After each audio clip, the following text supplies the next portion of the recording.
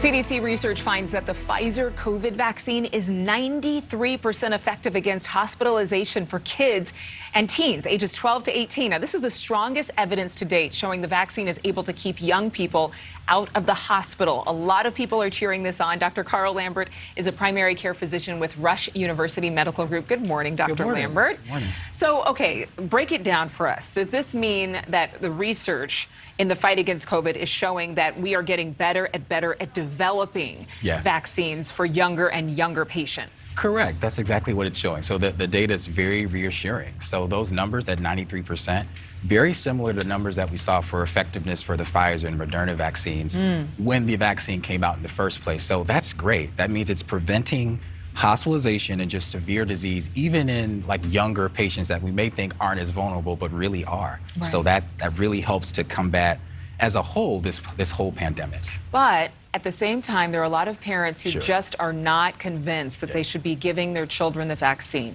even with all of this data, ahead of any additional vaccine mandates that we have for school children. And we've seen that starting to happen in California. But they're deciding on this and wondering, is this safe? So with this new data, do you think that parents will be able to make a more informed decision? I would say so. And I'm speaking personally as a new parent. Like Congratulations. Thank you. So I understand having questions. Even as a physician parent, I have questions for my newborn son. So, fair. You know, it's really fair to have that. So we would expect parents, they want what's best for their kids. So absolutely. Again, that's where you would have those conversations with your family doctor or your pediatrician to figure out, okay, is this really true? Is this trustworthy?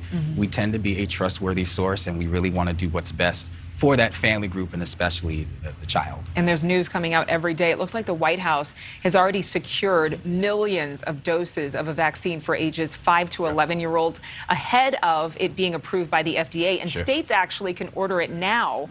So what are you thinking? Do you think that this is something where there are going to be more schools, more legislation that actually says, you know what, we need to get your kids vaccinated? Is that, do you think, the direction that we're heading medically? I mean, quite possibly. I mean, we always want to try to preserve autonomy as much as possible when you talk about, say, medical ethics.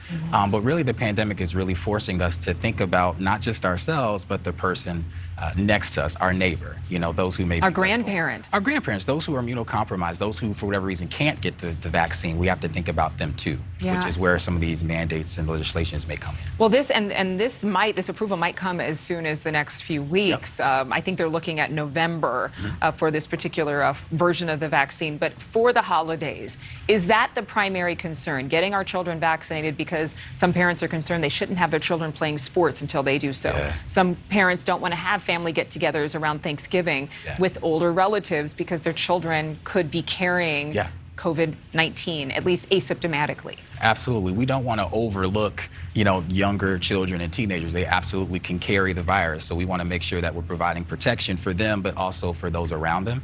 And then you raised the point of, you know, we want to find, or we want to get to a point of regularity in our schools, right? I think about the mental health concern and just the strain of having worry or anxiety around, now, will there be an outbreak in my child's class? Will I have to do remote learning again? Or was it going to be, you know, flip-flopping back and forth? I think having more vaccinations in our younger populations really helps to, you know, focus on having just a positive learning environment and getting back to some sense of normalcy. But I do have one quick follow-up question to that. Have we seen breakthrough cases for children and teens like we have for adults? Good question. I don't know if we have enough data to say that, but if it follows the data that we see for adults, it's quite possible that you can. But then to remember, even with those breakthrough cases, they are very, very rare. They're on the lower end of incidences. So a lot of the cases of severe COVID, it's really in those who are unvaccinated. All right, Doctor, we appreciate your time. Thank you so much, Thank you. Dr. Lambert, for being with us today.